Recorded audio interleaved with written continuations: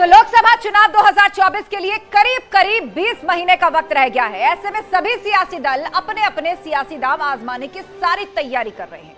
उत्तर प्रदेश में बीजेपी ने नए प्रदेश अध्यक्ष भूपेंद्र चौधरी को 2024 फतेह कराने के लिए कमान सौंप दी है। 2022 के विधानसभा चुनाव में पश्चिमी उत्तर प्रदेश में सीटों के नुकसान की भरपाई से लेकर लोकसभा चुनाव में किसानों और जाटों को साधने के साथ बीजेपी ने यह जिम्मेदारी दी है। यही वजह है कि बीजेपी नहीं बल्कि दूसरे सियासी दल भी पश्चिमी यूपी में लगातार अपनी पैठ को और मजबूत कर रहे हैं। जहां मुख्यमंत्री योगी 27 अगस्त को मेरठ, हापुड़, गाजियाबाद और बुलंदशहर के 2 दिन के दौरे पर आ रहे हैं, तो वहीं अखिलेश यादव भी 27 अगस्त को गौतम बुद्ध नगर में रहेंगे। और सवाल यही है, मिशन पश्चिम में योगी वर्सेस अखिलेश, आज इसी पर चर्चा। लेकिन उससे पहले आप ये रिपोर्ट देखिए।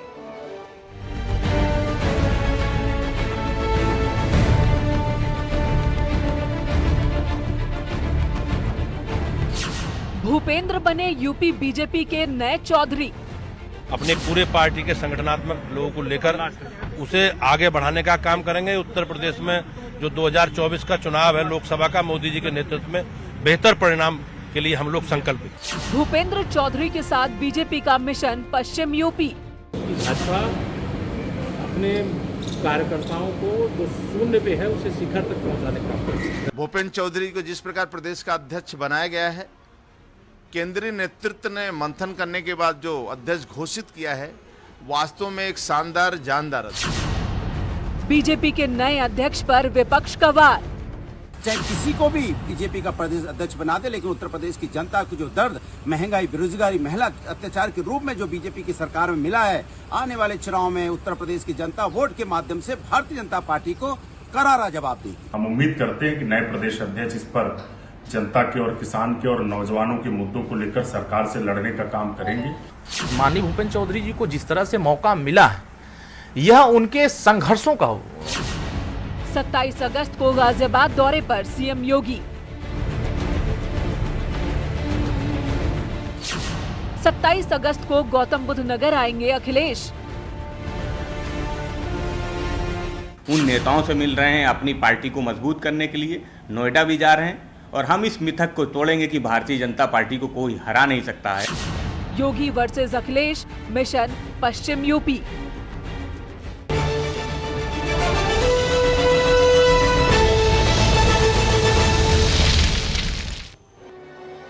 और चर्चा की शुरुआत करें उससे पहले आपको याद दिला दें कि प्रधानमंत्री मोदी ने मुख्यमंत्री योगी के दोबारा मुख्यमंत्री बनने पर यह कहा था कि सीएम योगी ने नोएडा वाले मिथक को तोड़ दिया है और इसके लिए उन्होंने सीएम योगी को बधाई भी दी थी।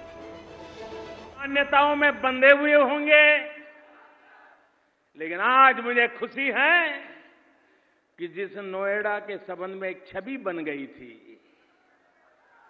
कि कोई मुख्यमंत्री यहां आ नहीं सकता है,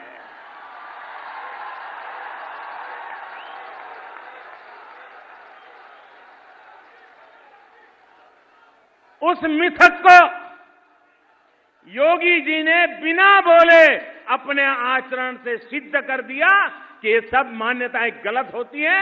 आधुनिक युग ऐसा हो नहीं सकता और इसलिए मैं योगी जी को हृदय से बधाई देता हूं।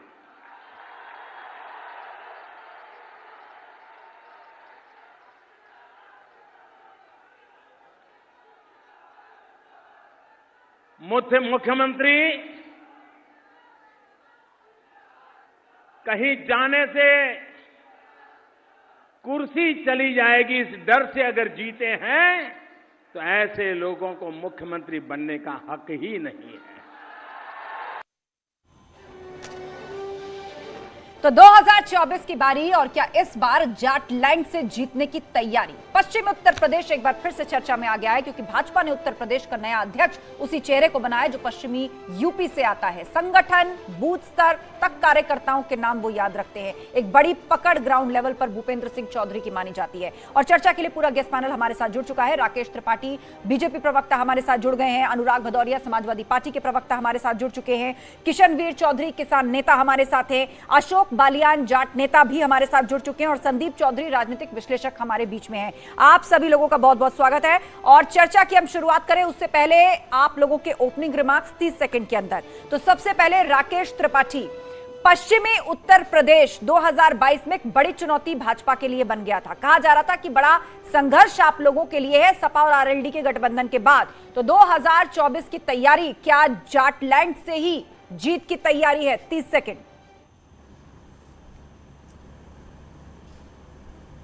देखिए, मैं मानता हूं कि भारतीय जनता पार्टी के नवनियुक्त प्रदेश अध्यक्ष को जाति और क्षेत्र में अगर बांट करके उनको देखने का प्रयास किया जाएगा तो ये उनकी प्रतिभा के साथ, उनकी योग्यता के साथ, उनके लंबे संघर्ष के साथ न्याय नहीं होगा। भूपेंद्र चौधरी जी भारतीय जनता पार्टी के एक जमीन स्तर के कार्यकर्ता, पार्टी के अलग अलग छोटे छोटे दायित्वों से एक एक करके होते हुए क्षेत्र के पश्चिम क्षेत्र के क्षेत्रीय अध्यक्ष रहे, एमएलसी रहे, मोदी योगी सरकार में सरकार वन के पहले कार्यकाल में भी मंत्री के तौर पर और दूसरे कार्यकाल में भी मंत्री के तौर पर। उनके अलग अलग प्रकार के अपने अनुभव हैं, कार्यकर्ताओं के साथ सहज उनका संवाद है और उनकी अपनी एक लोकप्रियता है। और 30 सेकंड पूरे, 30 सेकंड पूरे आपसे विस्तार से आपकी पूरी बात आगे भी सुनेंगे, लेकिन फिलहाल रुक करते अब अनुराग भदौरिया का। अनुराग जी, कहा यह जा रहा है कि पूर्वांचल से मुख्यमंत्री योगी आते हैं और अब पश्चिमी उत्तर प्रदेश से बीजेपी के प्रदेश अध्यक्ष बनाए गए हैं, तो ये एक विनिंग कॉम्बिनेशन तैयार करेगा भाजपा के लिए 2024 में। आप अच्छी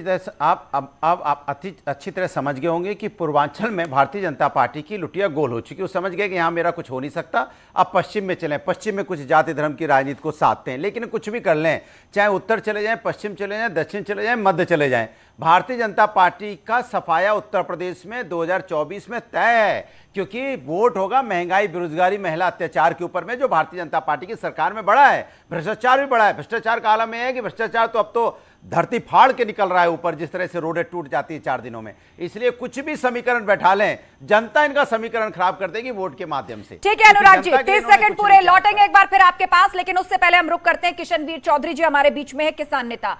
किशनवीर जी, 2022 के उत्तर प्रदेश चुनाव से पहले किसानों का मुद्दा बहुत बड़ा रहा और बहुत तरह की राजनीति हुई। विपक्षी दलों ने किसान आंदोलन को सपोर्ट किया और यह कहा कि किसान वर्ग, जो कि खास तौर पर पश्चिमी यूपी में रहता है, जाट वर्ग जिसका ज्यादातर पेशा खेती किसानी है, वो सभी नाराज है भाजपा से और इसीलिए भाजपा यहां हार जाएगी। लेकिन 2022 में एक बार फिर से यूपी में बीजेपी की वापसी हुई और अब लक्ष्य 2024 के लिए है। पश्चिमी उत्तर प्रदेश से भाजपा ने अपना अगला यूपी अध्यक्ष बनाया है।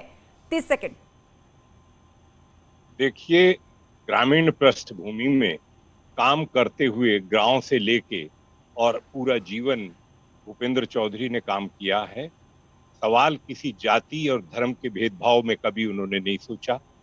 आपने देखा था कि 2022 में जिस तरीके से जातियों के नाम पर राजनीति का नंगा नाच किया गया, उसका परिणाम पश्चिमी उत्तर प्रदेश के ग्रामीण नौजवानों ने, गांव के गरीब किसानों ने इस हित में, अपने हित में और प्रदेश के हित में सरकार को चुन के दी। ठीक है किशनवीर, सच्चाई ये है।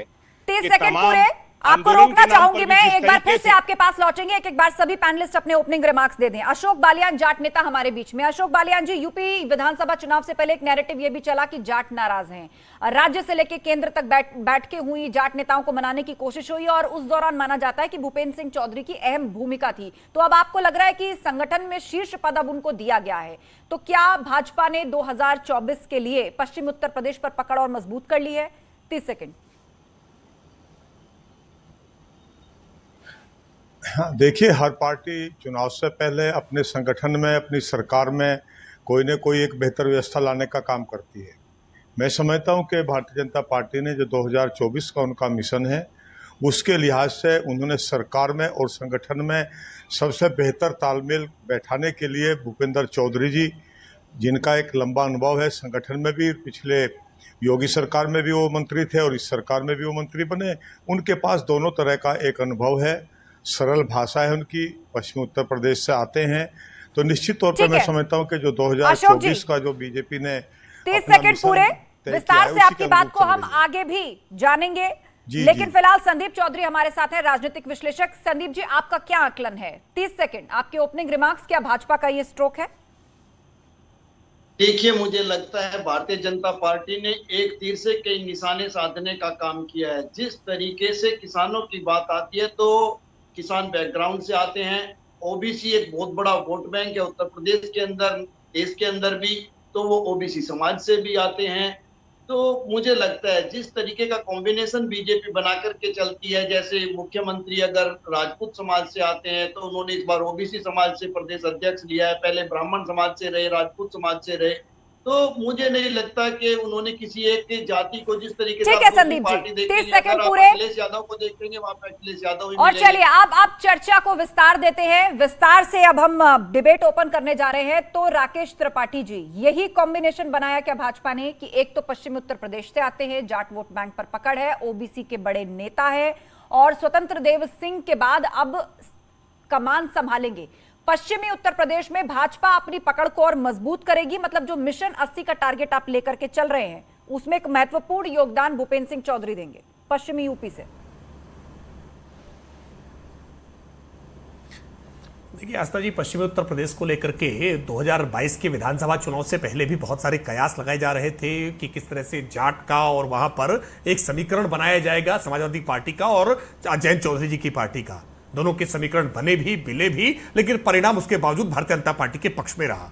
देखिए सच्चाई यह है कि पूरा पश्चिमी उत्तर प्रदेश विशेष तौर पर कानून व्यवस्था के बदहाल हो जाने से अखिलेश यादव के शासनकाल में जूझता रहा। मुजफ्फरनगर का दंगा लोगों के लंबे समय तक सालता रहा है। इस पश्चिमी उत्तर प्रदेश में आज जो कानून व्यवस्था हमने बेहतर की है, मुकीम काला जैसे कुख्यात अपराधियों के आतंक से हमने मुक्ति दिलाने का काम किया है। पश्चिमी उत्तर प्रदेश में गन्ना किसानों के मूल्य के भुगतान के मामले में जैसा रिकॉर्ड कायम करने का काम हमने किया है, हमें पूरी तरह से आश्वस्त है कि पश्चिमी उत्तर प्रदेश में भारतीय जनता पार्टी को किसी तरह की कोई कमजोरी नहीं है। इसलिए मैं फिर कह रहा हूं कि आप आज भूपेंद्र चौधरी जी के मनोनयन को लेकर के अगर कोई क्षेत्र के आधार पर या जाति के आधार पर आकलन करते हैं तो मैं मानता हूं यह आकलन बहुत स्थूल होगा, बहुत सतही होगा। वास्तविकता में भूपेंद्र चौधरी जी भारतीय जनता पार्टी के एक समर्पित कार्यकर्ता हैं, जिन्होंने ग्राउंड लेवल पर जिला महामंत्री, जिला अध्यक्ष, अलग अलग पदों का पर निर्वहन करते हुए अपनी भूमिका इस प्रकार से रखी। बिल्कुल राकेश जी, आप बातें सभी करेंगे, लेकिन आप इस बात को स्पष्ट रूप से कभी स्वीकार नहीं करेंगे कि इस तरह से जातीय और क्षेत्रीय समीकरणों को भी बैलेंस किया जाता रहा है और यहां भी भूपेंद्र सिंह चौधरी का इस तरह प्रदेश अध्यक्ष बनकर के सामने आना, उसके पीछे भी एक बड़ा कारण रहा होगा। अनुराग भदौरिया, जिस तरह ताबड़तोड़ दौरे मुख्यमंत्री योगी आदित्यनाथ के पश्चिमी यूपी में हो रहे हैं, अखिलेश यादव भी वहां जा रहे हैं, मैं आऊंगी आपके पास। अखिलेश यादव भी गौतम बुद्ध नगर जा रहे हैं, वही गौतम बुद्ध नगर जिसके लिए कभी उन्होंने कहा था कि यहां जो पहुंच गया उसकी तो सरकार चली जाती है और जो गया कभी आती नहीं है। देखिए, अभी भारतीय जनता पार्टी के प्रवक्ता कह रहे थे कानून व्यवस्था जितनी सुधरी है, इतनी सुधरी है कि संभल में देखिए एक बच्ची के साथ गैंग रेप होता है, उसके बाद वो उसको सीओ डीआईजी तक जाती है, उसे कोई न्याय नहीं मिलता, बाद में फांसी लगा लेती है। ये कानून व्यवस्था उत्तर प्रदेश की आज की तारीख में चल रही है। उत्तर प्रदेश की कानून व्यवस्था, भ्रष्टाचार की बात कर लो तो आप देखते ही हो 4 दिन सड़क बने नहीं होता है और सड़क बारिश की बूंद से धरती फाड़ के विकास चलाता है, सड़क टूट जाती है। और भ्रष्टाचार ट्रांसफर पोस्टिंग में तो आपने देख लिया कि इनके पीडब्ल्यूडी घोटाला क्या हुआ, हेल्थ डिपार्टमेंट का क्या हाल है, नकल माफियाओं का क्या हाल है, भू माफियाओं का क्या हाल है। गौतम बुद्ध नगर पे बोलिए, मैं बोल रहा हूं, आप सुन लीजिए, आप परेशान मत होइए। आप बीजेपी के समय तो एकदम शांत, मेरे समय शांत रह जाइए। मैं सिर्फ आपको याद दिला रही हूं कि कहीं आप असल प्रश्न ना भूल जाएं, जो आप अक्सर भूल जाते हैं। मैं बोलता हूं, मुझसे क्यों लड़ने लगते हो भाई। भारतीय जनता पार्टी की हालत ये हो चुकी है कि भारतीय जनता पार्टी चाहे पश्चिम से अपना अध्यक्ष बना ले, चाहे पूरब से बना ले, चाहे मध्य से बना ले, जनता ने जो दर्द झेला है भारतीय जनता पार्टी की सरकार में, लगातार जो महंगाई, बेरोजगारी, भ्रष्टाचार और कानून व्यवस्था टूटी है, उसका जवाब तो भारतीय जनता पार्टी को मिलेगा चुनाव में। वो चाहे कुछ कर ले, जाति धर्म की राजनीति कितना भी समीकरण सेट कर ले, जब तक आपने तो जनता का घर का समीकरण बिगाड़ दिया है, उनके बजट का समीकरण बिगाड़ दिया है, लोगों की बेरोजगारी जो आपने बढ़ाई वो समीकरण आपने। अनुराग जी, गौतम बुद्ध नगर आ रहे हैं अखिलेश यादव, नोएडा आ रहे हैं अखिलेश यादव, फिर याद दिला देती हूँ, वही नोएडा जिसके लिए कहा था कि योगी जी अब आ गए हैं, अब देख लेना सरकार चली जाएगी। आपको क्या ये कोई मुद्दा है कि नोएडा आ गए, नोएडा चले गए? महंगाई, बेरोजगारी मुद्दा है, महिला पे अत्याचार मुद्दा है, भ्रष्टाचार मुद्दा है कि योगी जी नोएडा चले गए, वो मुद्दा है। सवाल है, आप लोग कमाल की बात करते हैं, उसने ये आज उसने खाना खाए ये मुद्दा है कि जनता को खाना मिले ये मुद्दा है। कौन नोएडा कौन गाजियाबाद जा रहा है, कौन मेरठ जा रहा है, कौन कहां जा रहा है, ये मुद्दा नहीं है। आपने पश्चिमी उत्तर प्रदेश में आरएलडी के साथ गठबंधन किया, ये नैरेटिव चला कि जाट नाराज है, जाट मुस्लिम कॉम्बिनेशन बनाने की कोशिश की, लेकिन नतीजा आपने देख लिया। और अब पश्चिमी यूपी में भाजपा ने अपना चक्रव्यूह बिछाया है, आपको लग रहा है कड़ी टक्कर मिलेगी किसको? मुझसे? हाँ, किससे? आज बीजेपी खत्म हो चुकी है, कौन सी कड़ी टक्कर आप देने जा रही भारतीय जनता पार्टी? ये तो अध्यक्ष बदलते घूम रहे हैं, इनको लग रहा है इस अध्यक्ष से कुछ नहीं होगा तो पश्चिम का अध्यक्ष बना दो। अभी देखना 2-4 महीने बाद सोचेंगे इनसे भी काम नहीं चल रहा है तो पूर्वांचल का लाओ। पूरे में पूरी जनता ने तय कर लिया इस बार, पूरे उत्तर प्रदेश की जनता ने, चाहे ये कहीं से भी अध्यक्ष ले आए, जीतेगी समाजवादी पार्टी। जनता ने तय किया है कि इस सरकार को हटाना है, जो सरकार झूठी है, जुमलेबाज है, जो महिलाओं का अत्याचार नहीं रोक पा रही है, लगातार महिलाओं पर अत्याचार की। बोलिए राकेश त्रिपाठी, जवाब देंगे। आपको बताइए अनुराग भदौरिया, संबल की घटना आपको बताइए कि बच्ची के साथ कितना अनुराग भदौरिया, ये भारतीय जनता पार्टी अखिलेश यादव कितना आजीवन अध्यक्ष रहने वाला कोई नहीं है। मैं तो अनुराग भदौरिया से सवाल पूछ रहा हूँ, मासूम सा सवाल है, उत्तर प्रदेश की जनता भी पूछ रही है और समाजवादी पार्टी के कार्यकर्ता भी पूछ रहे हैं। अरे समाजवादी पार्टी की जो कार्यकारिणी, आपने अभी कहा है कि भाजपा अध्यक्ष बदलती फिरेगी, अब आप उसका जवाब सुन लीजिए। वो कह रहे हैं आपके यहाँ तो आजीवन अध्यक्ष रहते हैं, कौन रहते हैं ये भी पता है, अगले कौन होंगे ये भी पता है। बोलिए राकेश त्रिपाठी। बदलो, जितना अध्यक्ष बदल लो, अध्यक्ष नहीं मुख्यमंत्री भी बदल लो। आपकी इसी बात पर तो बड़ा सवाल खड़ा कर रही है भाजपा। सुनिए राकेश त्रिपाठी क्या सवाल कर रहे हैं। यादव जी हैं, तब तक अखिलेश यादव जी अध्यक्ष रहेंगे और अखिलेश यादव जी का पुत्र जब बड़ा हो जाएगा तो अखिलेश यादव जी को सत्ता से हटा करके, अध्यक्ष पद से हटा करके वो समाजवादी पार्टी का अध्यक्ष हो जाएगा। और अनुराग भदौरिया कितना भी गला फाड़ ले, कितना भी चीख ले, चिल्ला ले, अपने सारी ऊर्जा निकाल करके रख दे, लेकिन अनुराग भदौरिया समाजवादी पार्टी के अध्यक्ष कभी नहीं बन सकते हैं, क्योंकि समाजवादी पार्टी एक खानदान की, परिवार की जेबी पार्टी है। और इसलिए इनको आज पीड़ा हो रही है कि एक हमने सामान्य किसान परिवार में जन्मे हुए, मेहनत करके निकल करके आए, पार्टी के छोटे छोटे दायित्वों को पूरा करके ऊपर तक आकर के भाजपा के अध्यक्ष की जिम्मेदारी पा लेने वाले भूपेंद्र चौधरी एक एक करके बोलिए अनुराग जी, गलत तरीका है। लेकिन आप कितनी भी पीड़ा झलकाइए, किसान परिवार से, मजदूर परिवार से, सामान्य परिवार से, आपने अध्यक्ष को लेकर सवाल उठाया, उस पर जवाब सुन लीजिए। आप एक ही स्क्रिप्ट पढ़ते हैं रोज रोज। लोग कितना भी गला फाड़े, समाजवादी पार्टी का आप नेतृत्व नहीं हो सकते हैं। अच्छा ठीक है, आप दोनों रुक जाइए, दोनों की बात आ गई। अनुराग जी, आपने भाजपा के अध्यक्ष को लेकर सवाल उठाया, राकेश त्रिपाठी ने आपको जवाब दिया। उन्होंने कहा आपका अध्यक्ष तो आजीवन कौन रहेगा ये स्पष्ट है, क्योंकि आपकी पार्टी वंशवादी परिवारवादी पार्टी है, अगला अध्यक्ष कौन होगा वो भी तय है, और आप उनको कह रहे हैं कि अध्यक्ष बदलते फिरते हैं। ये जवाब राकेश त्रिपाठी ने दिया है, आपको सुना आपने? मैं बोल रहा हूँ, ये क्या सुनाएंगे? अपनी कार्यकारिणी घोषित नहीं कर पा रहे, 52 मीडिया पैनलिस्ट घोषित कर दिए, कार्यकारिणी नहीं घोषित कर पाएंगे, महासचिव उपाध्यक्ष नहीं बना पाएंगे, सचिव नहीं घोषित कर पाएंगे, कार्यकारिणी नहीं घोषित करेंगे, मीडिया पैनलिस्ट घोषित करेंगे। मीडिया पैनलिस्ट के दम पर संगठन चलेगा क्या? आम जनता के यहाँ नहीं जाएंगे। और ऐसे मीडिया पैनलिस्ट जो पार्टी को आकर के नुकसान पहुंचाते हैं, बेच दे रहे हैं, अयोध्या में भी जमीन बेच, क्या कह रहे हैं राकेश त्रिपाठी? नुकसान पहुंचा रहे हैं अनुराग भदौरिया सपा को। ये समाजवादी में ताकत झांकी कर रहे हैं। जनता ने आपको चुना था, अब जनता के घरों में नहीं, सच्चाई यही है कि समाजवादी पार्टी के मीडिया पैनलिस्ट समाजवादी पार्टी को केवल नुकसान पहुंचाते हैं, कोई फायदा नहीं है। और ये बात अखिलेश यादव जी नहीं समझ पा रहे हैं। चलिए, पश्चिमी यूपी की यहाँ बात हो रही है जिसको जाटलैंड कहा जाता है। ठीक है, शांत हो जाइए राकेश त्रिपाठी, बात आ गई आपकी। अनुराग भदौरिया आप भी शांत हो जाइए, आप दोनों शांत हो जाइए, दोनों शांत हो जाइए, दोनों की बात आ गई है। पश्चिमी यूपी जिसको जाटलैंड के तौर पर भी पहचाना जाता रहा है, जाट कम्युनिटी बड़े पैमाने पर रहती है, खेती किसानी से जुड़े हुए लोग भी यहां पर रहते हैं, और यह माना जाता है कि जिसने जाटों को अपने पक्ष में कर लिया, पश्चिमी उत्तर प्रदेश की आधी जंग उसने जीत ली। किशनवीर चौधरी जी, ये बताइए, भूपेंद्र सिंह चौधरी जिनकी एक बड़ी भूमिका मानी जाती है जाटों को मनाने में, जिस वक्त यूपी चुनाव चल रहे थे, तो अब एक बार उनको पूरे बीजेपी की कमान दे दी गई है उत्तर प्रदेश के अंदर। आपको लग रहा है कि अब पश्चिमी यूपी की राह बहुत आसान हो जाएगी भाजपा के लिए? ये एक बड़ा स्ट्रोक साबित होगा बीजेपी के लिए? देखिए, सबसे बड़ी बात तो ये है कि एक साधारण किसान परिवार के बेटे को पार्टी का जिम्मेदारी जो दिया जाना है, ये बहुत स्पष्ट मैसेज है कि एक परिवार का या कोई इस तरीके की पार्टियों में जो चल रहा है, उसमें तो मुझे तो कहने में शर्म आती है कि भाई वहां ये ही नहीं पता कि कल क्या है। आज ये बिल्कुल खुली बात है कि किसानों के परिवारों में से जिन लोगों को मौका दिया है, जो जमीन की हकीकत जानते हैं। और मैं एक बात कहना चाहता था मेरे मित्र को, अनुराग को, भैया ये सरकार थी जिसने 80 करोड़ लोगों को 2 साल तक फ्री में खाना खिलाया, दुनिया की पहली सरकार थी। दूसरी बात, वैक्सीन बचाने के लिए, लोगों की जीवन बचाने के लिए जिस तरीके से वैक्सीन बनवाई गई, मेरी बात सुन लीजिए जरा, मैं बोलता नहीं हूं, अनुराग जी, अनुराग बोल नहीं रहा। आपके नेता ने कहा भाजपा की वैक्सीन है, अरे आप सुनिए अनुराग जी, बात पूरी होने दीजिए, मैं आपको अलग से समय दे दूंगी। अनुराग जी, मैं आपको अलग से समय दे दूंगी, एक बार किशनवीर जी की बात पूरी होने दीजिए। आपने मुझे वो कह रहे हैं कि जमीनी बात ये नहीं है कि जाट नेता, बात ये नहीं है पश्चिमी यूपी आते, उससे भी महत्वपूर्ण बात है एक जमीनी स्तर के कार्यकर्ता को प्रदेश में अध्यक्ष की जिम्मेदारी दी गई है। और आप थोड़ी देर पहले कह रहे थे अध्यक्ष ढूंढते फिर रहे हैं। जवाब सुन लीजिए। आप ये बताइए, ये खानदान वाली पार्टी नहीं है, यहाँ एक कार्यकर्ता को प्रदेश अध्यक्ष बनाया गया। आपको कहने से पहले अपने गिरवान में झांकिए कि किस तरीके से खानदान की पार्टियों की आप ठेकेदारी करके बात कर रहे हैं।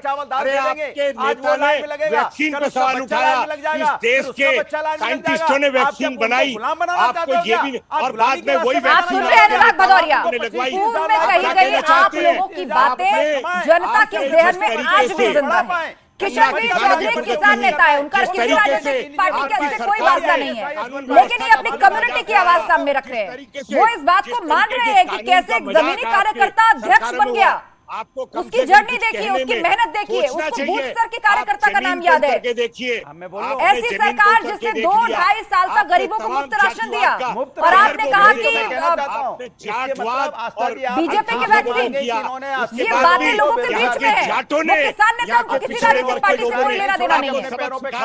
और अभी भी आप सुधरने वाले नहीं है। आप कह रहे हैं कि खाना खिला के उनकी पढ़ाई लिखाई ना हो पाए, दुनिया में 80 करोड़ लोगों को पढ़ने लिखने से रोक, ये क्या दलील हुई अनुराग भदौरिया? आपको भी पता है लॉकडाउन और कोरोना का जो पहला दौर था उसमें क्या हालत थी, आपको भी मालूम है।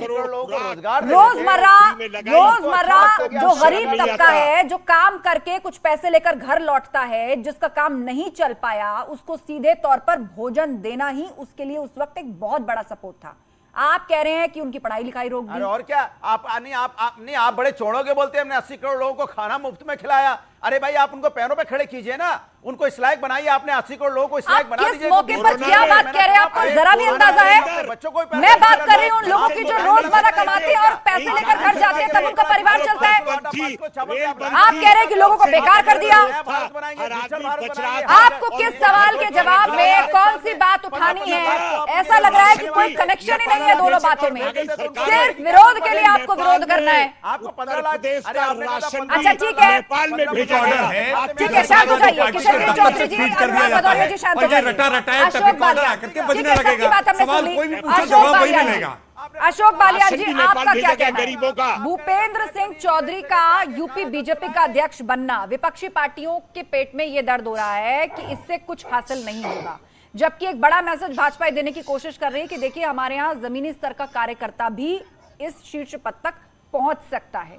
इसको लेके कई तरह की बातें। देखिए, इस प्रदेश की नहीं देश की जनता ये जानती है कि कौन सी पार्टी परिवारवाद के आधार पर चल रही है और कौन सी पार्टी गैर परिवार के आधार पर चल रही है। हम यहाँ टीवी पर रोजमर्रा की बहस करते रहे, लेकिन जनता ने उत्तर प्रदेश में जब ये विधानसभा के चुनाव हुए तब भी मैं देख रहा था कि मेरे बहुत सारे वक्ता जो आज मेरे साथ बैठे हुए हैं यहाँ, वो तब भी इसी तरह की बातें कर रहे थे। लेकिन फिर भी लोगों ने ये समझा कि उत्तर प्रदेश में कानून व्यवस्था बेहतर है, उत्तर प्रदेश की सरकार पहले की सरकारों के मुकाबले में वर्तमान में बेहतर कार्य कर रही है। तो मैं समझता हूँ कि पश्चिमी उत्तर प्रदेश में भूपेंद्र चौधरी के बनने से ये ठीक है कि हर समुदाय चाहता है कि उसको सरकार में और संगठन में उसका प्रतिनिधित्व मिले। इस बात को मैं समझता हूँ कि कोई चाहे टीवी की बहस में ना स्वीकार करे, लेकिन ये बात निश्चित तौर पर मैं कह सकता हूँ कि हर समुदाय चाहता है कि हर पार्टी में उसका प्रतिनिधित्व बढ़े। यदि उस पार्टी की सरकार है तो उसमें प्रतिनिधित्व बढ़े। तो निश्चित तौर पर पश्चिमी उत्तर प्रदेश में भूपेंद्र चौधरी के बनने से, हालांकि वो इस मेरिट पर नहीं बनाए गए कि वो केवल जाट हैं, वो इस मेरिट पर भी बने हैं कि वो सरकार और संगठन दोनों के लिए उनका एक लंबा अनुभव है 30-32 साल का, और वो सरल भाषी हैं। और यहाँ जब मैंने देखा कि पश्चिमी उत्तर प्रदेश के लोग भी दिल्ली कृषि कानूनों को लेकर आंदोलनरत थे, तब उनका यहाँ पश्चिमी उत्तर प्रदेश में जहाँ उस वक्त किसान संगठनों ने कॉल किया था कि भाई हम घुसने नहीं देंगे बीजेपी के लोगों के, भूपेंद्र चौधरी का पश्चिमी उत्तर प्रदेश में लगातार दौरा रहा और मैंने देखा कि वो एक सरल व्यक्ति हैं और निश्चित तौर पर 2024 संगठन पर पकड़ और जमीन पर मेहनत वो कहीं ना कहीं लोगों ने देखी, महसूस की, और आज ये कहा जाता है कि उनके उस लंबे चौड़े अनुभव को अब प्रदेश अध्यक्ष के तौर पर बीजेपी जो है उनके अनुभव का लाभ लेगी। संदीप चौधरी जी, क्या वाकई जिस तरह विपक्षी पार्टियां विरोध कर रही हैं और भूपेंद्र सिंह चौधरी को यूपी बीजेपी का अध्यक्ष बनाया गया, इसको भाजपा का मास्टर स्ट्रोक ही कहा जाएगा, क्योंकि जब भी भूपेंद्र सिंह चौधरी पर उंगली उठाई जाएगी,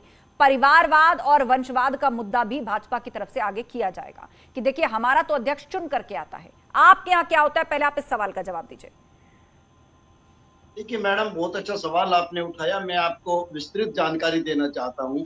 अभी जब आपने विधानसभा चुनाव देखे तो उसमें समाजवादी पार्टी और राष्ट्रीय लोकदल का गठबंधन था। लोगों के बीच गए और जाके एक मैसेज देने की कोशिश की कि जो भारतीय जनता पार्टी है ये यादवों की नहीं है, ये जाटों की नहीं है, ये किसानों की नहीं है। तो भारतीय जनता पार्टी ने ये जो सिलेक्शन किया है ये बहुत सोच समझ करके किया है। भारतीय जनता पार्टी ने ये साबित कर दिया कि ये पार्टी सबकी है, ये पार्टी जाटों की भी है, ये यादवों की भी है। आप देखिए गुरुग्राम की एक भाजपा की छोटी सी नेता सुधा यादव को राष्ट्रीय संगठन में लिया गया, वहां पे नितिन गडकरी जी को हटाया गया, उनकी जगह उनको जगह दी गई। उत्तर प्रदेश में किस तरीके से प्रदेश अध्यक्ष बनाया गया, इन चीजों से आप समझ सकते हैं कि ये एक ऐसी पार्टी है जिसमें छोटा कार्यकर्ता भी बहुत ऊपर तक जा सकता है। लेकिन दूसरी जितनी भी पार्टी आप देखेंगी उनमें सिलेक्शन एक बार फिक्स हो चुका है। जब उसका बच्चा बड़ा होगा तब वो बच्चा उस पोस्ट पे बैठेगा। तो ये फर्क है भारतीय जनता पार्टी में और दूसरी पार्टियों में। और मुझे लगता है जिस तरीके से ये सिलेक्शन किया है, भूपेंद्र जी को अध्यक्ष बनाया, भूपेंद्र जी के पास आपका भी पहुंचना बहुत इजी है, मेरा भी पहुंचना बहुत इजी है। वो वीआईपी कल्चर से नहीं है, वीआईपी नहीं रहे बन के रहते हैं, बिल्कुल पब्लिक के बीच में रहते हैं, सड़कों पे भी आपको मिल सकते हैं। तो इस चीज का फायदा भारतीय जनता पार्टी को मिलेगा आने वाले चुनाव में, आप देखेंगे। और अब इन पार्टियों के पास कहने को ये नहीं बचेगा कि ये भारतीय जनता पार्टी जाटों की नहीं है या ये किसानों की नहीं है, ये चीजें साफ हो गई।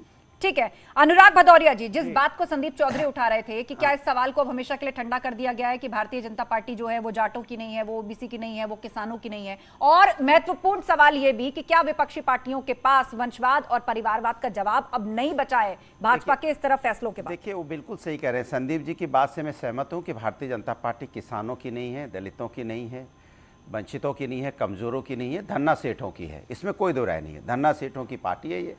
इसमें तो यही भारतीय जनता पार्टी थी जो किसानों को चोर डकैत, उन्होंने तंज कसा है, जाटों को खालिस्तानी बता रही थी, उनको खालिस्तान बोल रही थी, क्या क्या कपड़ों से पहचान रही थी, इनके कपड़े कैसे पहने उससे पहचान रही थी किसानों को। यही वो भारतीय जनता पार्टी है ना, क्योंकि धन्ना सेठों की पार्टी है। ये चाहते हैं कि फटे नुचे कपड़े में तो भाई भाजपा के हो ही नहीं सकता, भाजपा में तो भाई बड़े लोग रहेंगे, धन्ना सेठ रहेंगे जिनके पास बड़ी रहीसी रहेगी। इनको क्या लेने देना आम जनता से? ये तो जब आंदोलन करने के किसान जैसी बैठा वैसे उसको चोर डकैत खालिस्तानी पाकिस्तानी क्या क्या नहीं बताया। लेकिन उस सब पर तो चुनाव हो गए अनुराग जी, वही मैं आपसे बता रहा हूँ, इस सब पर तो चुनाव हो गए। आस्था जी सुन लीजिए, आपकी दिक्कत यह है कि आपको बैटिंग करनी है कि चुनाव जीतने अब आप मुझ पर क्यों आरोप लगाने लगे अनुराग जी? चुनाव जीतने सवाल का जवाब दीजिए। जाइए, मैं बोल रहा हूँ, चुनाव जीतने का मतलब ये नहीं होता है कि आप चुनाव जीत गए तो आपने सब कुछ कर दिया।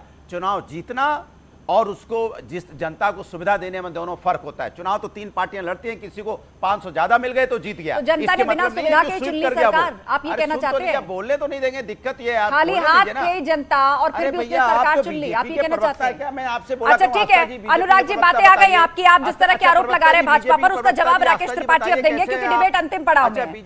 डिबेट अंतिम पड़ाव में मेरे पास लास्ट 2 मिनट बचे हैं। राकेश त्रिपाठी बताइए, सपा अब भी मान रही है कि किसानों का मुद्दा अभी ठंडा नहीं हुआ है, पश्चिमी यूपी में जाट नाराज है, वो मुद्दा अभी ठंडा नहीं हुआ है। कमाल है बीजेपी के प्रवक्ता साहब। हाँ बोलेंगे बीजेपी के प्रवक्ता, सुन तो लीजिए बात। दिक्कत ये है कि आप सवाल ही नहीं सुनना चाहते। समाजवादी बीजेपी जनता का रिप्रेजेंट, एक बार भी आपने इस सवाल का जवाब नहीं दिया।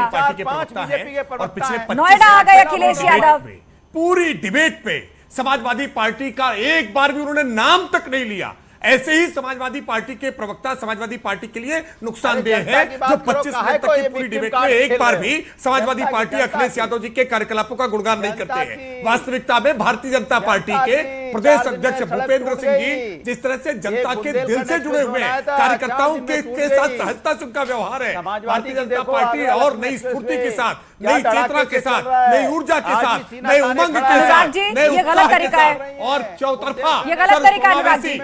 आप अपने सवालों का जवाब नहीं देते और जब सवाल भाजपा से पूछा जाता है तो आप उनका भी जवाब सामने नहीं आने देते, और सबसे ज्यादा शिकायत आप ही को रहती है। भाजपा का जवाब खुद ही देती हैं। अरे आप हिट विकेट आउट हो गए, आप अपनी पार्टी की बात ठीक से नहीं रख पर एक सवाल का जवाब आपने सीधे तौर पर नहीं दिया। गोल गोल घुमाते हैं बातों को, चोर बचाते हैं आप। समाजवादी पार्टी का नुकसान कर रहे हैं अखिलेश यादव जी को ये बात। चलिए, उम्मीद है इसका आकलन वो खुद ही करेंगे, इसका आकलन वो खुद ही करेंगे, क्योंकि जब सवालों का जवाब नहीं मिलता तो फिर मीडिया पर आरोप लगाने शुरू हो जाते हैं। आप सभी मेहमानों का शुक्रिया इस चर्चा में शामिल होने के लिए। तो बीजेपी ने उत्तर प्रदेश में अपने नए प्रदेश अध्यक्ष का ऐलान कर दिया है। भूपेंद्र सिंह चौधरी यूपी में अब बीजेपी की कमान संभालेंगे और जानकारी मान रहे हैं कि पश्चिमी उत्तर प्रदेश को साधने के लिए रणनीतिक तौर पर जिस मुद्दे ने सबसे ज्यादा मदद की भूपेंद्र सिंह चौधरी को प्रदेश अध्यक्ष की कुर्सी पर लाने में, वो यही समीकरण था।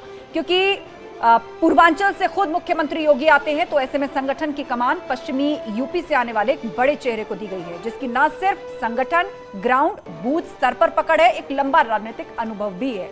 महाबहस में फिलहाल इतना ही।